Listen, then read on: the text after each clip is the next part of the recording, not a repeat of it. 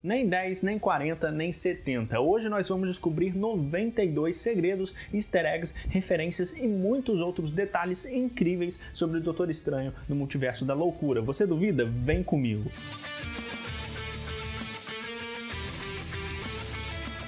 Fala, nerds! Eu sou o Lucas, sejam muito bem-vindos ao Experiência Nerd. Doutor Estranho no Multiverso da Loucura finalmente chegou com tudo nos cinemas, tá dando o que falar na internet, porque além de todo o tom mais terror que o filme tem, toda a direção do Sam Raimi, os momentos incríveis da Feiticeira Escarlate e, claro, as participações especiais, o filme carrega muitos easter eggs, muitas referências ao universo Marvel. Sério, galera, é um detalhe melhor que o outro, então no vídeo de hoje eu vou analisar o filme do início ao fim. Mas antes, não esquece, se você tá me conhecendo hoje, já se inscreve aqui no canal, porque só assim você vai receber em primeira mão os novos vídeos. Então ativa o sininho para não perder nada. Já deixa o seu like aí, que a sua presença aqui no canal é fundamental. Muito obrigado e vamos pro vídeo. Primeiro de tudo, eu preciso falar sobre algumas referências ligadas às inspirações que esse filme tem, porque como já confirmado pelo próprio diretor, o Sam Raimi, ele tem clara influência no trabalho do Steve Ditko ao lado do Stan Lee, como a principal base e fonte de inspiração essencial para esse filme. Até porque foram as artes psicodélicas do Ditko nas HQs e a grande complexidade dos conceitos criados por ele que fez do Stephen Strange um personagem tão interessante, o melhor possível e tão complexo também. E essa homenagem e inspiração começa logo na primeira cena e se estende principalmente pelos primeiros 20 minutos do filme, então é bem legal ver que eles realmente não esqueceram do passado e se apoiaram bastante lá nas origens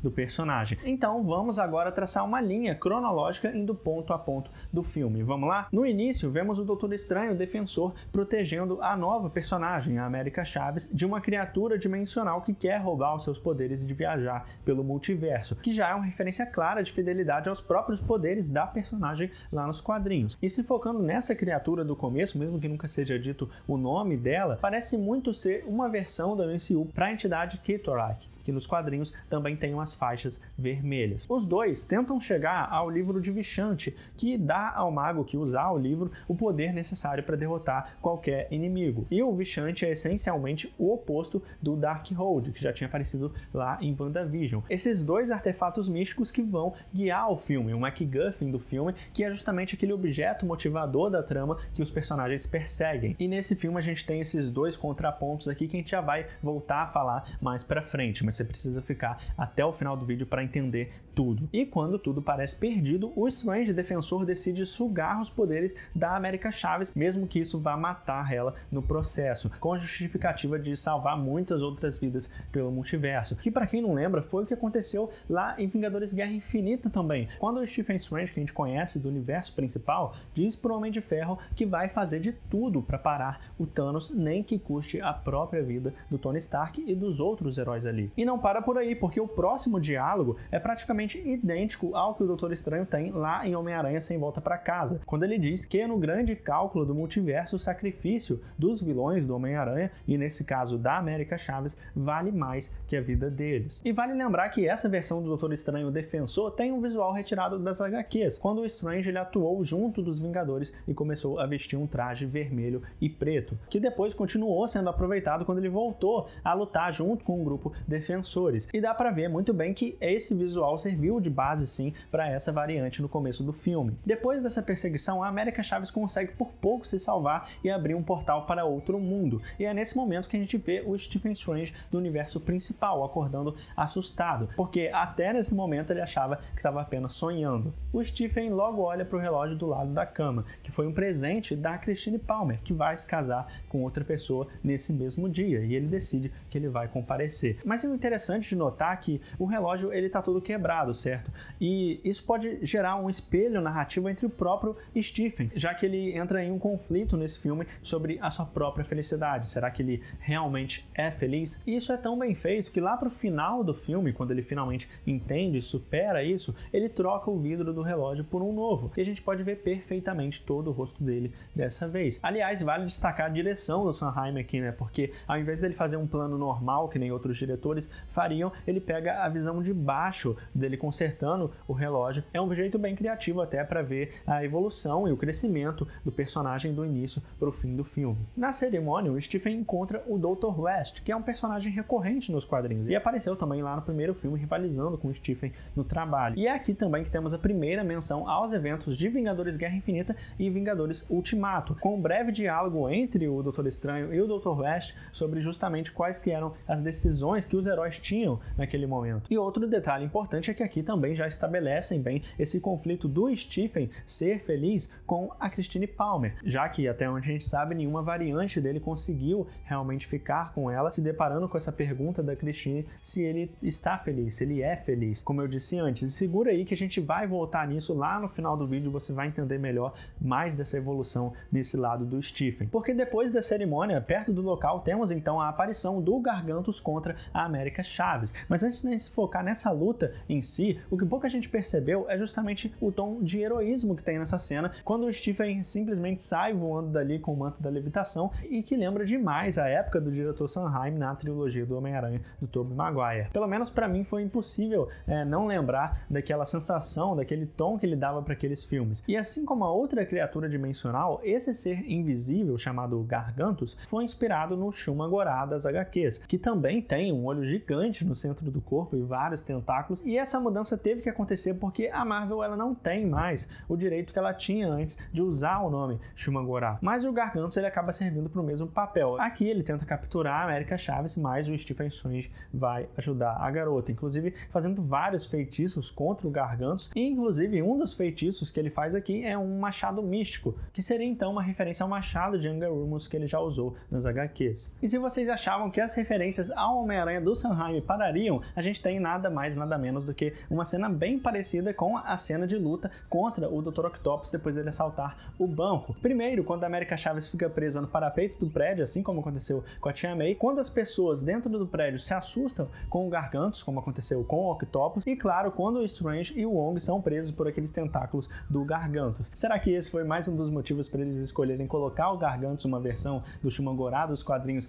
no filme? É no mínimo curioso. E continuando então, essa vocês também vão gostar, porque em certo momento, um momento bem específico do filme, depois do Stephen ser nocauteado e voltar para a luta, a gente vê uma placa com o nome Stanley, fazendo uma homenagem ao nome real do Stan Lee, já que para quem não sabe, o nome completo do Stan Lee é Stanley Martin Lieber. E tem mais, porque esse lugar ele parece ser a mesma pizzaria, ou uma parecida no mínimo, que apareceu lá no filme O Incrível Hulk de 2008 com o Edward Norton. Depois do Stephen derrotar o Gargantos, ele questiona a América dizendo que ela estava no sonho dele, mas é aí que fica estabelecido que os sonhos são na verdade visões de vidas de outros universos. Então aquilo que acontece nos sonhos realmente acontece em algum universo no multiverso. E nesse momento, quando eles finalmente param para conversar melhor, o Stephen ele conta para a América sobre o Homem-Aranha do MCU, e ela se surpreende e até diz que nunca viu nenhum Homem-Aranha em outro universo, o que é bem estranho, já que ela já viajou tanto, enfim, até daria para colocar uma referência ao Tobey Maguire nesse momento, se eles quisessem, mas ela diz que nunca viu um herói assim. É com isso que a América pergunta como que funciona os poderes do Homem-Aranha, lembrando também o diálogo que a gente tem lá em Homem-Aranha Sem Volta para Casa sobre teias orgânicas. E não para por aí, porque os diálogos que eles têm sobre o Homem-Aranha fazer tudo o que o Homem-Aranha faz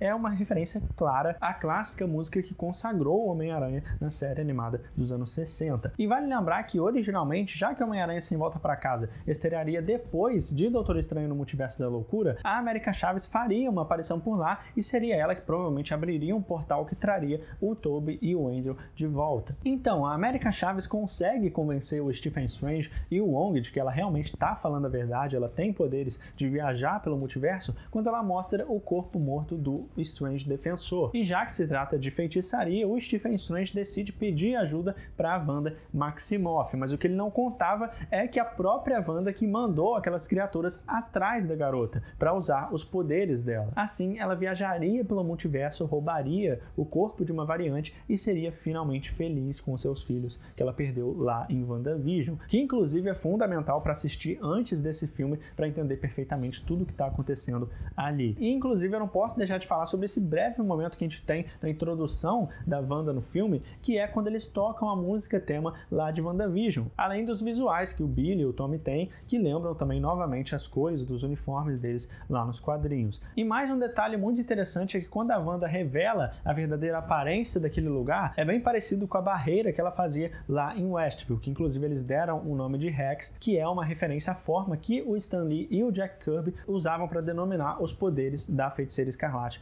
quando ela foi criada. Assim como é nos quadrinhos e seria explicado mais para frente no filme. Tanto que os dedos da Wanda ficam escuros, assim como da Agatha Harkness lá em WandaVision. E o Darkhold acaba sendo bem similar ao Necronomicon que aparece na franquia Evil Dead do Sanheim, o que pode não ser uma referência, mas acaba sendo uma grande semelhança e um detalhe bem interessante. E a partir disso a Wanda declara que está sendo razoável em deixar o Strange simplesmente entregar a América Chaves para que ela possa ir ver os filhos sem que tenha que lutar, mas o Stephen não aceita e ele vai até Camartage, onde vemos diversos personagens que eu já comentei aqui, como o Minotauro Hintra, que apareceu nos quadrinhos do Doutor Estranho nos anos 80. Mas mesmo com toda essa tentativa do Doutor Estranho e dos magos de remediar o combate, a Wanda não demora para chegar lá em Camartage e termos também a segunda grande referência aos acontecimentos de Vingadores Guerra Infinita, quando ela teve que sacrificar o Visão como uma última esperança de salvar o mundo, mas que no fim não adiantou para impedir o Thanos de conseguir o que ele queria. E logo em seguida a gente já começa a ver os diversos poderes da Wanda aparecendo, como a telepatia, que ela usa para entrar na cabeça dos magos de Camartage, como ela já fez lá em Vingadores Era de Ultron, comprometendo praticamente toda a equipe dos Vingadores, menos o Gavião Arqueiro, que já tinha sofrido um controle mental pelo cetro do Loki lá no primeiro Vingadores. Quem aí se lembra dessa cena? E claro, não tem como pensar nessas cenas de Camartage sem pensar nos elementos de terror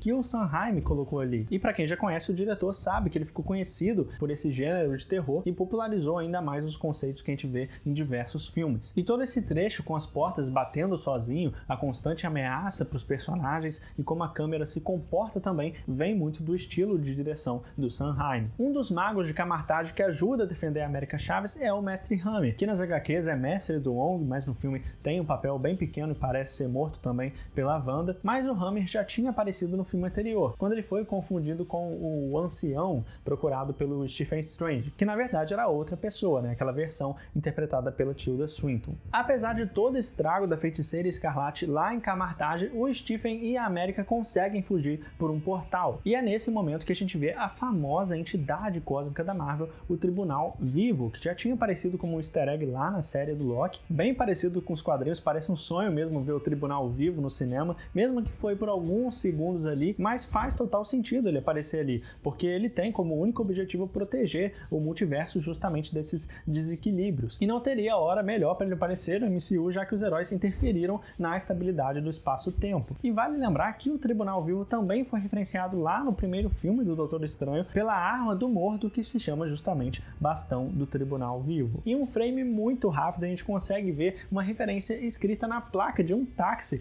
para a Greenhouse Releasing, que é uma distribuidora de filmes independentes comandada pelo editor do filme, o Bob Murawski. E como se não bastasse esses detalhes bem escondidos no filme, agora com essa passagem pelo multiverso, a gente tem muitas referências impressionantes ao universo Marvel, com um mundo em animação muito parecido com o What If, um mundo pré-histórico, como a Terra Selvagem das HQs, um mundo com um visual antigo, como se fosse até um mundo preto e branco lá do Homem-Aranha Noir, e claro, aquele mundo cúbico que a gente viu nos trailers, lembra bastante aquela famosa capa com o rosto da Wanda no arco Dinastia M dos quadrinhos, que a gente já vai falar e explicar melhor também mais pra frente. Mas antes disso, inclusive o filme ele se inspira num arco muito importante dos quadrinhos, que é Vingadores A Queda, quando a Wanda enlouquece depois de descobrir que teve a sua mente apagada para que pudesse esquecer os seus filhos. Então ela se volta contra os Vingadores e começa a destroçar a equipe de dentro para fora, matando vários membros dos Vingadores. Mas voltando aqui, o Strange e a América, eles conseguem parar em um dos mundos quando eles fazem essa passagem multiversal. E logo eles vão atrás do Stephen Strange daquela realidade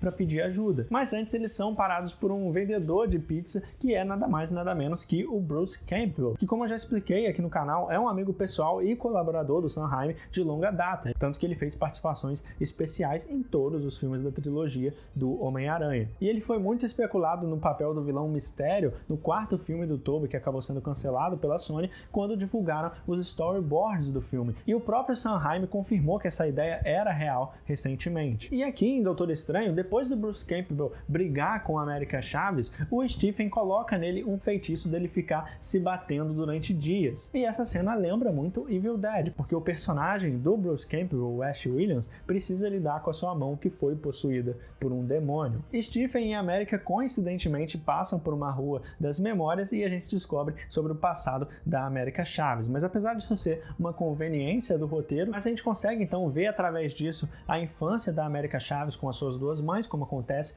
lá nos quadrinhos, até que uma situação que não dá para ela prever, totalmente inesperada, ela se assustando com a abelha, faz ela sem querer enviar as duas mães por um portal para um universo desconhecido. E esse portal que ela não sabe como que ela conseguiu fazer até hoje. Depois disso, o Stephen descobre que a sua variante nesse mundo, ela acabou morrendo combatendo o Thanos, que pelo menos é o que ele acredita nesse momento também. Quando uma variante do Barão Camordo, não o mesmo Mordo que a gente viu no filme anterior, explica que assumiu como Mago Supremo no lugar do Stephen. E o interessante justamente é que em nenhum momento a gente vê a variante principal do Mordo, que foi apresentado antes, mas o Strange conta alguns detalhes do que aconteceu para a América, dizendo que o Mordo do seu universo ficou cheio de inveja por ele ter se tornado tão bem sucedido e por isso ele dedicou a vida a matar o Stephen e os outros magos, estabelecendo também uma conexão com a cena pós-crédito do primeiro Doutor Estranho. E do mesmo jeito que foi com outro Mordo, claro que não dá para confiar nessa variante. E logo depois dele explicar brevemente sobre a possessão que a Wanda faz nos corpos por meio do Darkhold, ele consegue enganar o Doutor Estranho, dopando ele e a América. Enquanto o Stephen tentava encontrar a sua variante, a Wanda tentava possuir a sua própria variante daquele mundo. E, inclusive, a casa que ela mora é a mesma casa lá de Westview. E se liga só nesse detalhe para os mais atentos, porque a gente percebe que os filhos da Wanda estão assistindo um desenho em preto e branco. Esse desenho que é o desenho do Oswald, o Coelho Sortudo, que foi o primeiro mascote da Disney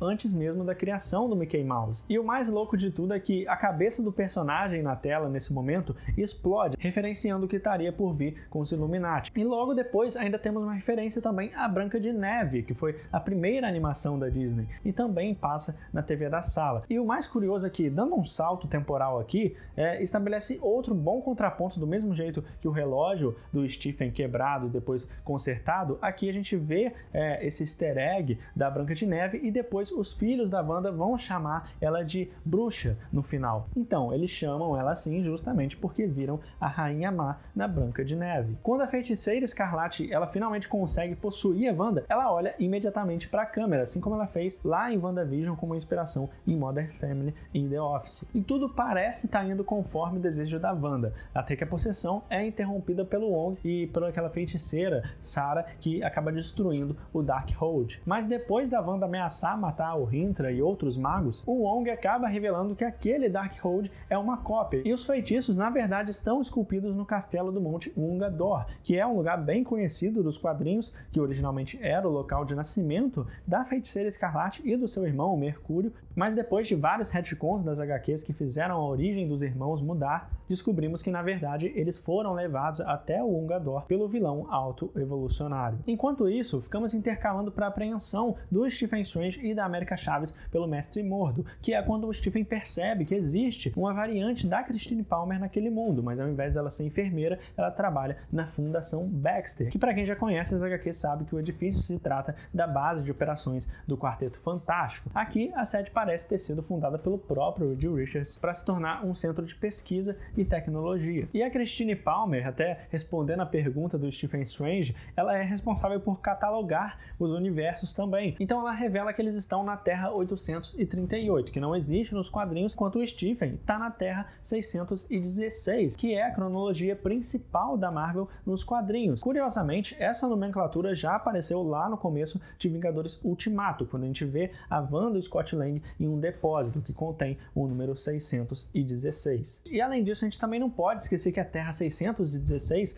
também foi mencionada pelo Mistério lá em Homem-Aranha Longe de Casa, quando ele explica para o Peter de onde ele veio, mesmo que naquele caso não tivesse realmente conhecimento sobre o multiverso. E para proibir o Stephen Strange de usar os seus poderes naquela cela, ele foi preso com uma algema especial feita com as areias de Nissante. Inclusive, esse é o mesmo material que o Mordo usa para dopar ele, e essas areias de Nissante existem nos quadrinhos e funcionam de um jeito parecido, já que elas impedem que os magos e os feiticeiros usem a sua magia por um determinado tempo. Mas é agora que a coisa fica séria, porque chegamos ao momento que todo mundo queria, uma das cenas mais aguardadas pelos fãs, a introdução dos Illuminati, que inclusive já tinham sido mencionados mencionados lá em Homem de Ferro 2 e um easter egg bem pequeno na tela do dispositivo usado pelo Tony Stark, que nos quadrinhos foi um dos fundadores do grupo. Então é bem legal também destacar isso aqui. E como já tinha aparecido nos trailers, o Stephen Strange ele é escoltado por robôs Ultron, que parecem ser uma versão preliminar deles, assim como a gente viu lá em Vingadores Era de Ultron. E inclusive uma curiosidade é que, se a gente pensar bem,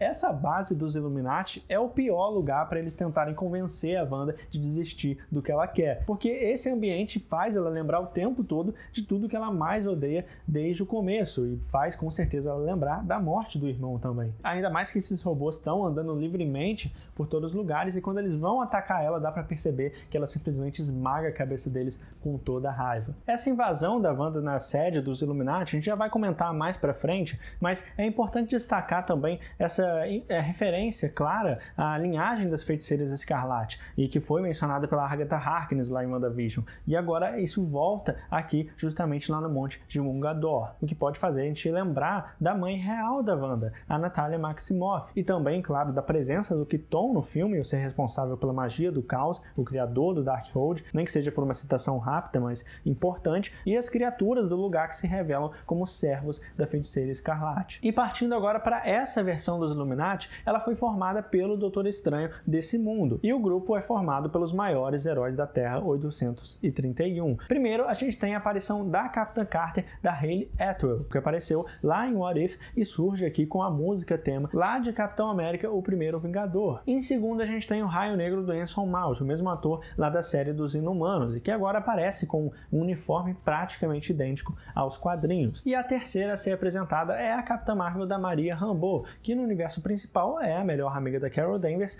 e a mãe da Monica Rambeau, que aparece lá em WandaVision. E provavelmente nessa versão não foi a Carol Danvers que teve aquela missão do primeiro filme, e sim a Maria. O penúltimo a ser mostrado é o Reed Richards do John Krasinski, lá da série The Office e os filmes de Um Lugar Silencioso, com um visual bem parecido com as recentes HQs do Quarteto Fantástico, que inclusive já utilizaram o ator como base para fazer o rosto do personagem. É realmente impressionante a semelhança. E o John Krasinski nunca apareceu em nenhum projeto da Marvel, vinha sendo especulado há tempos, e já tem tempo também que ele deseja fazer parte do universo Marvel. E como eu falei nas minhas análises que estão aqui no canal, falando sobre cada Illuminati, resta esperar para ver se o John Krasinski vai ser aproveitado como o Reed Richards principal. E por último temos o Professor Xavier, interpretado pelo Patrick Stewart, que se consagrou no filme dos X-Men, e assim que ele entra em cena, a gente tem muito brevemente a música tema da clássica abertura da série animada dos X-Men dos anos 90, mas lá nos créditos finais do filme, inclusive, a gente consegue perceber que essa trilha sonora é uma versão atualizada da música tema original, e que vai ser usada na continuação da série animada, que está programada para estrear no Disney Plus em breve. E claro, a gente ainda tem a cadeira flutuante do Professor Xavier, que aparece no desenho, e o próprio terno verde, a gravata dele é exatamente a mesma, com um tom azul e listras pretas, o que só comprova que essa versão não é a mesma versão dos filmes dos X-Men, e obviamente não é aquela versão que apareceu no filme do Logan em 2017. E sim, se trata ou do mesmo personagem da série animada, ou simplesmente uma grande inspiração. E através do Charles Xavier, usando sua telepatia, com aquelas ondas aparecendo, a gente tem a revelação de que o Doutor Estranho daquele mundo não morreu combatendo Thanos, e sim por ter se corrompido ao Darkhold. E nesse momento nós temos outra referência clara a Vingadores Guerra Infinita, quando os Illuminati acabam aparecendo lá no planeta Titã, onde o Thanos nasceu, e a gente teve aquela batalha dele contra o Homem de Ferro, o Homem-Aranha, o próprio Doutor Estranho principal e os Guardiões da Galáxia. Com o Stephen tentando convencer todos ali de que ele não é a maior ameaça para o multiverso,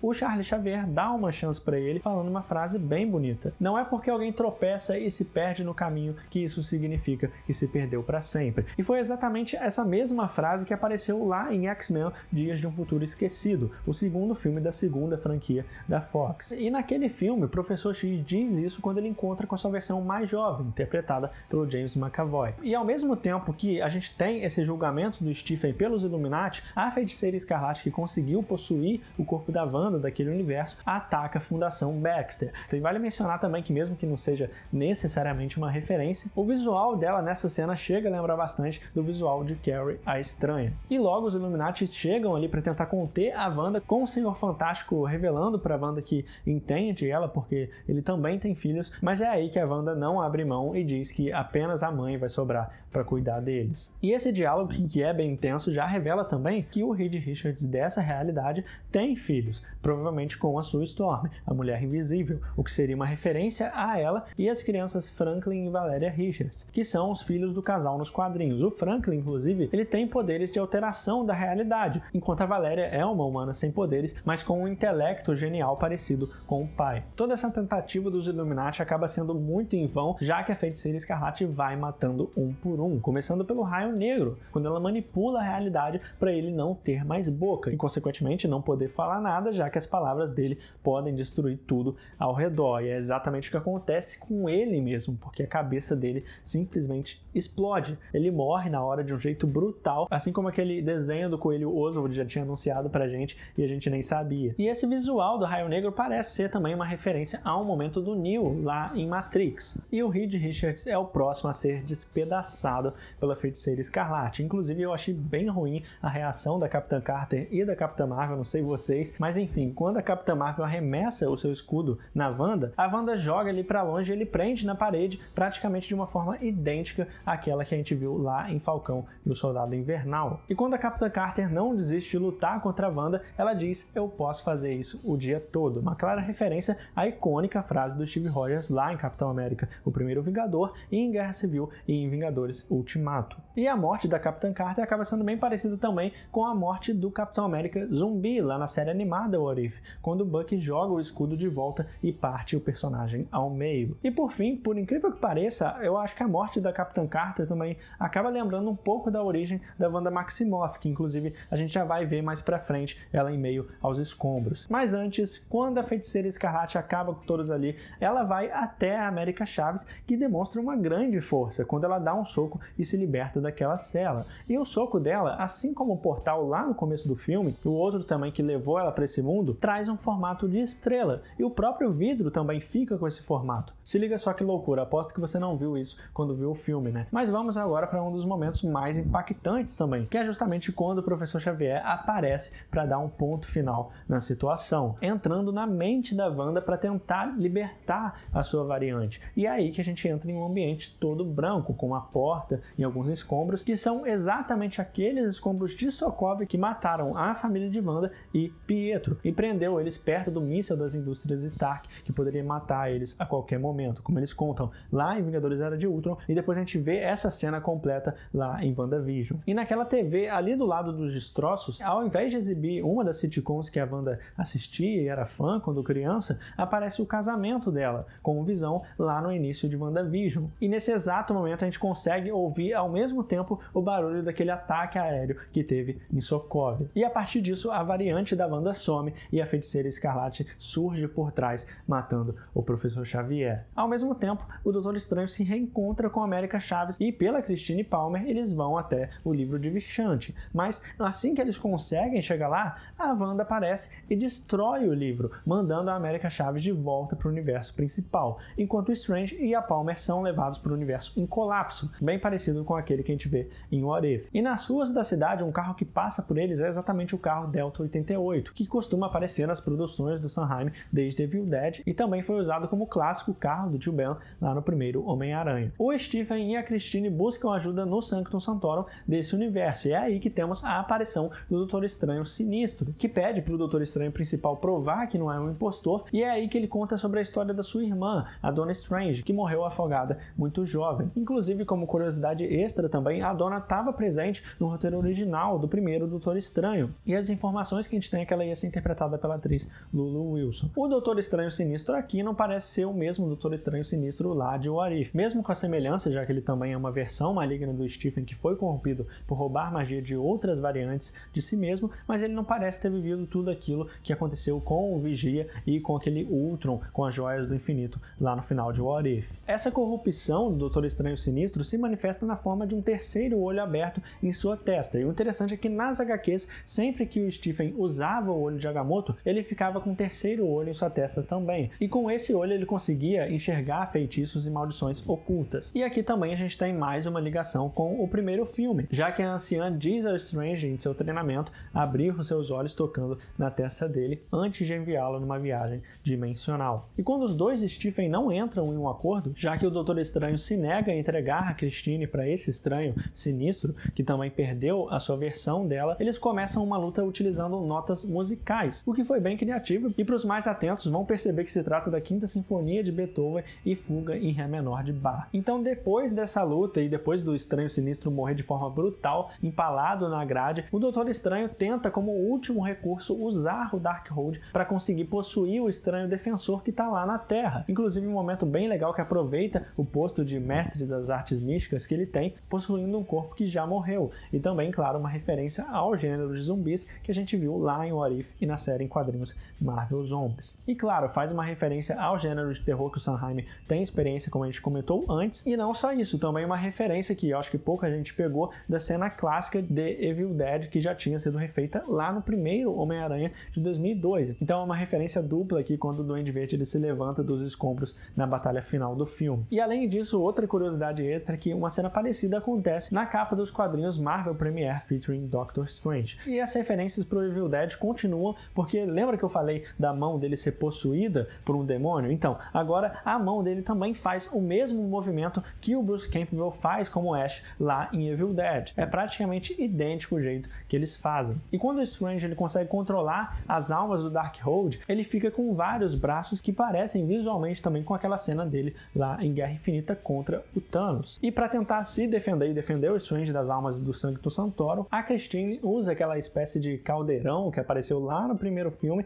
e agora a gente finalmente descobre para que ele serve. Mas para o desespero de todo mundo, o Stephen ele não consegue ser páreo para Wanda. E assim ele entra no dilema do próprio Doutor Estranho Defensor, quando o Wong diz para ele pegar os poderes da América Chaves para si próprio e derrotar a Wanda. Mas dessa vez o Doutor Estranho surpreende e toma outra decisão, para ela tentar bater de frente, mas percebe que a única forma de vencer a Wanda é entregar para ela o que ela tanto quer. Mas isso, claro, não acontece como a Wanda imagina, porque é aí que a gente volta no momento que eu citei lá atrás sobre os filhos dela chamarem ela de bruxa e não reconhecerem ela como mãe deles. E é aí que ela percebe que foi mesmo corrompida pelo Darkhold desde o final de WandaVision. E como uma redenção para Wanda, ela destrói o Darkhold em todos os universos, mas acaba sendo soterrada pelo templo e essa é a última vez que a gente vê ela. O Doutor Estranho volta ao seu corpo e consegue dizer para Christine Palmer que ama ela em todos os universos. O que pode lembrar aquela frase lá do Tony Stark para a filha dele de eu te amo 1000 milhões, e também, mais importante para a jornada do Doutor Estranho, estabelece um contraponto com a jornada do Doutor Estranho Defensor e o Sinistro também que sucumbiu ao Darkhold para conseguir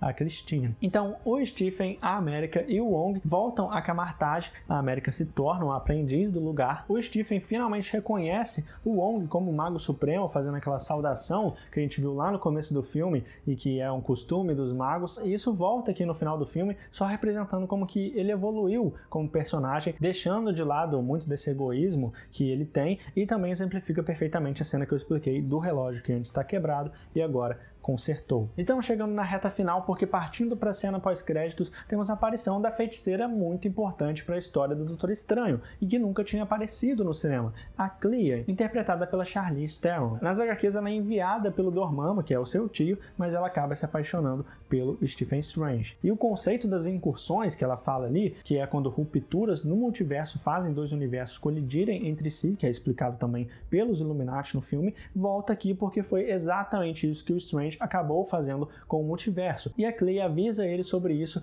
abrindo uma brecha na realidade com uma adaga. E através dessa brecha que ela abre, a gente tem a dimensão sombria do Dormammu que foi apresentada lá no primeiro filme, indicando que ele pode ser o grande vilão de Doutor Estranho 3. O que você acha? Você gostaria que ele fosse o vilão? Será que isso vai se confirmar? E para quem é fã de quadrinhos, sabe que esse pode ser só o início de uma adaptação da saga Guerras Secretas no MCU. Já tem sido tão especulado há bastante tempo, levando em conta que a saga começa justamente com uma série desenfreada de incursões pelo multiverso. Então é bem possível que realmente depois da série Invasão Secreta e o Kang no meio disso de alguma forma a gente tenha as Guerras Secretas no MCU. Imagina só que épico que seria. E aí, faltou algum segredo, referência ou easter egg nessa lista que você encontrou? Então não deixa de comentar aqui embaixo se você curtiu o conteúdo e quer mais. Já deixa o seu like e se inscreve aqui no canal que vai me ajudar demais a crescer e trabalhar sempre para trazer mais informação de qualidade para você. Confira ainda esses outros vídeos que eu separei, eu tenho certeza que você vai curtir. É isso aí, valeu, falou e até mais.